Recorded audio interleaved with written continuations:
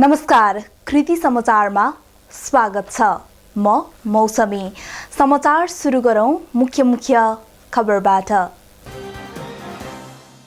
सीमा नाकामा लगाएको प्रतिबन्ध सरकारद्वारा 1 महिना थप, मङ्सिर 30 गतेसम्म सीमा नाका प्रतिबन्ध।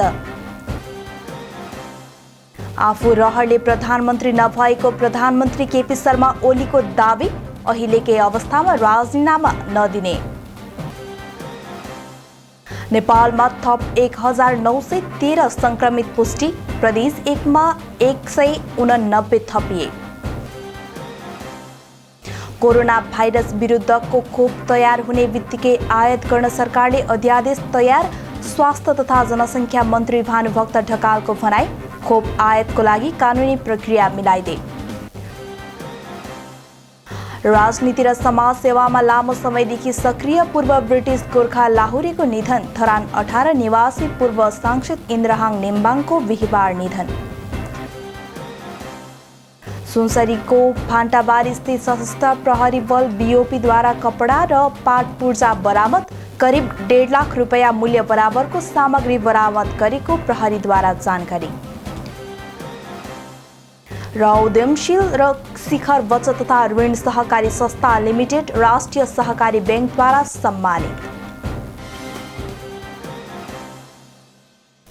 अब खबर विस्तारमा। सरकारले कोरोना महामारी रोकथामका लागि भन्दै सीमा नाकामा लगाएको प्रतिबन्ध 1 महिना थप गर्दै मङ्सिर 30 गतेसम्म पुर्याएको छ। मन्त्री परिषद बैठकको निर्णय सार्वजनिक गर्दै सरकारका प्रवक्ता सञ्चार मन्त्री पार्वत गुरुङले सो जानकारी गराउनु भएको हो। सरकारले यसअघि कार्तिक 30 गतेसम्म सीमा नाकामा प्रतिबन्ध लगाएको थियो। कोरोना महामारीका कारण चैत 11 यता नेपालका सबै स्थल नाकाबाट नेपाली बाहेकलाई प्रवेशमा रोक लगाइएको थियो। प्रधानमन्त्री केपी शर्मा ओलीले आफू रहरले प्रधानमन्त्री नभएको बताउनु भएको छ। उहाँले जनताले छानेर पठाएको प्रधानमन्त्री भएकाले देश विकासमा पछि नहट्ने बताउनुभयो। सङ्खुवा सभाको किमाथाङका नाका, बीओपी र जोगबनी खाँदबारी किमाथाङका सडक र 904 मेगावाटको अरुण तेस्रो आयोजनाको स्थलगत अनुगमनपछि बुधबार सम्बोधन गर्दै प्रधानमन्त्री ओलीले अहिले नै पदबाट राजीनामा दिने कुरा नभएको स्पष्ट पार्नु भएको छ। ओलीले सरकार र पार्टीको नेतृत्व परिवर्तनको कुरा हल्ला मात्रै भएको पनि दावी गर्नु भएको छ। प्रधानमन्त्री ओलीले जोगबनी खाँदबारी किमाथाङका सडक सुरक्षित भएको पनि बताउनुभयो।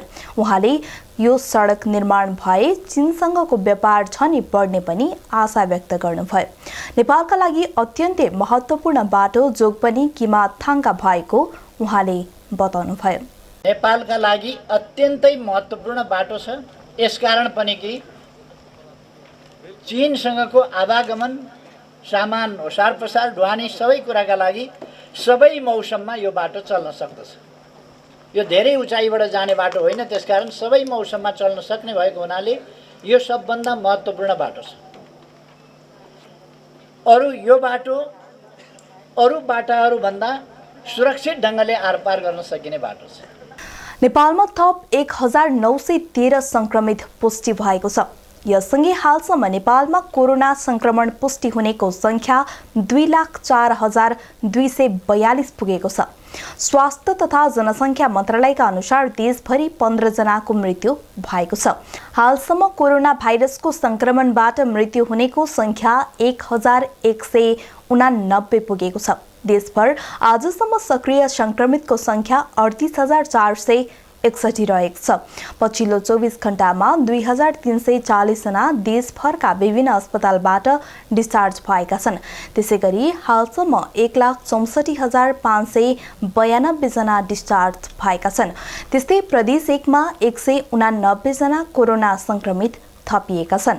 मोरङमा 70, झापामा 60, सुनसरीमा 41, ताप्लेजुङ, खोटाङ र उदयपुरमा 2-2, इलाम, तेह्रथुम र भोजपुरमा 1-1 र प्रदेश 1 बाहिरका 9 जना रहेको सामाजिक विकास मन्त्रालयले जनाएको छ। सुनसरीको धरानमा 26 जना संक्रमित थपिएका छन्। त्यस्तै इटहरीमा 6, बराह क्षेत्र र कोशी गाउँपालिकामा 3-3, इनरुवामा 2 र रामधुनीमा 1 जना पुष्टि भएको छ। प्रदेश 1 मा कोरोना संक्रमितको संख्या 23,070 पुगेको छ।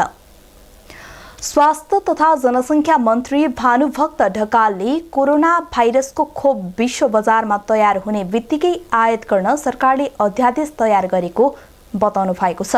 विराटनगर स्थित कोशी अस्पताल र कोशी कोभिड उपचार केन्द्रमा विस्तार भइरहेको अस्पतालको बिहिबार निरीक्षण गर्दै मन्त्री ढकालले खोप आयातको लागि कानुनी प्रक्रिया सहज बनाउने कार्य थालिएको बताउनुभयो।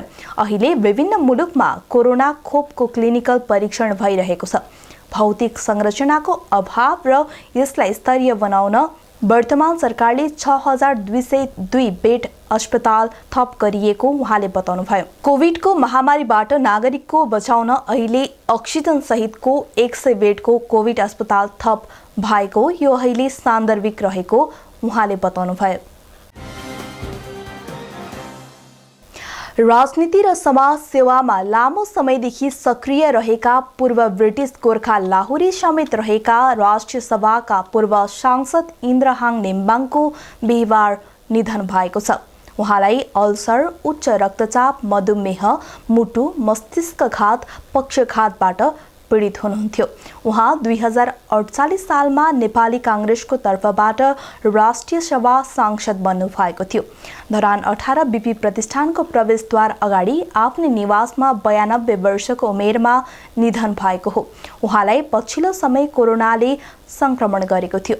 पाँचथरमा जन्मिनु भएका उहाँ 2003 फागुनमा ब्रिटिस गोर्खा सैनिकमा भर्ती हुनुभएको थियो। अवकाशपछि उहाँले सुनसरीको धरानमा पहिलो पटक 2026 सालमा गोर्खा भूपू सैनिक सङ्घ स्थापना गरेर त्यसको संस्थापक अध्यक्ष बन्नु भएको थियो। सुनसरीको फान्टाबारी स्थित सशस्त्र प्रहरी बल बीओपीले 1.5 लाख मूल्य बराबरको विभिन्न सामान बरामद गरेको छ। बिल नभएको विभिन्न फेन्सी कपडा र मोटरसाइकलका पार्ट पूर्जा गरी 1,52,000 को सामान बरामद गरेको हो। बरामद सामग्री बिहिबार सुनसरी भन्सार कार्यालय सेतुबन्ध कोशी ब्यारेजमा बुझाएको प्रहरी निरीक्षक भुवन खड्काले जानकारी दिनुभयो। 96,000 मूल्य बराबरको मोटरसाइकलको पार्ट पूर्जा र 96,000 बराबरको फेन्सी कपडा बरामद गरेको सशस्त्र प्रहरीले बताएको छ। त्यस्तै इलाका प्रहरी कार्यालय बेलटार उदयपुरले जबरजस्ती करनी मुद्दामा फरार प्रतिवादीलाई 11 वर्षपछि पक्राउ गरेको छ।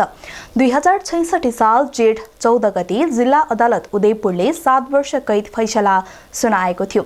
चौदण्डीगढी नगरपालिका 9 का 46 वर्षीय नारायण बहादुर राउतलाई कार्तिक 26 गते गाउँघरबाटै नियन्त्रणमा लिएको हो। पक्राउ परेका राउतलाई तोकिएको कैद भुक्तानको लागि जिल्ला अदालत उदयपुरमा बुझाइएको प्रहरीले जनाएको छ। धरान 10 सैनिक चोकमा रहेको उद्यमशील बचत तथा ऋण सहकारी संस्था लिमिटेड राष्ट्रिय सहकारी बैंकद्वारा सम्मानित भएको छ। आर्थिक वर्ष 2075-76 मा शाखा कार्यालय धरानसँग सदस्य सहकारी सङ्घ संस्थाले गरेको कारोबारको आधारमा नियमित कारोबार विधामा राष्ट्रिय सहकारी बैंकद्वारा उद्यमशील सहकारी सम्मानित भएको हो।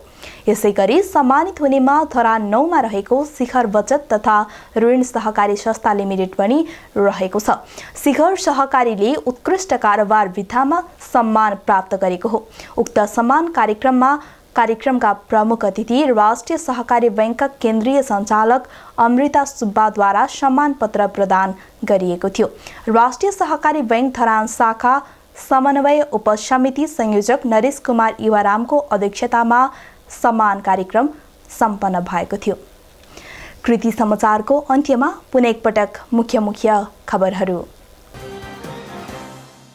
सीमा नाकामा लगाएको प्रतिबन्ध सरकारद्वारा 1 महिना थप, मङ्सिर 30 गतेसम्म सीमा नाका प्रतिबन्ध।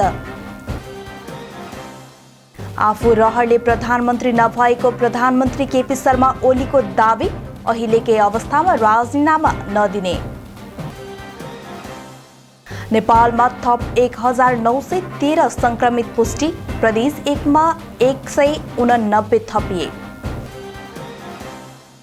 कोरोना भाइरस विरुद्धको खोप तयार हुने बित्तिकै आयात गर्न सरकारले अध्यादेश तयार, स्वास्थ्य तथा जनसङ्ख्या मन्त्री भानुभक्त ढकालको भनाई, खोप आयातको लागि कानुनी प्रक्रिया मिलाइदे। राजनीति र समाज सेवामा लामो समयदेखि सक्रिय पूर्व ब्रिटिस गोर्खा लाहुरेको निधन। धरान 18 निवासी पूर्व सांसद इन्द्रहाङ नेम्बाङको बिहिबार निधन। सुनसरीको फान्टाबारी स्थित सशस्त्र प्रहरी बल बीओपीद्वारा कपडा र पाट पूर्जा बरामद। करिब 1.5 लाख रुपैयाँ मूल्य बराबरको सामग्री बरामद गरेको प्रहरीद्वारा जानकारी। र उद्यमशील र शिखर बचत तथा ऋण सहकारी संस्था लिमिटेड राष्ट्रिय सहकारी बैंकद्वारा सम्मानित। हवस् त कृति समाचार यति नै। कृति टेलिभिजन हेर्दै गर्नुहोला। नमस्कार।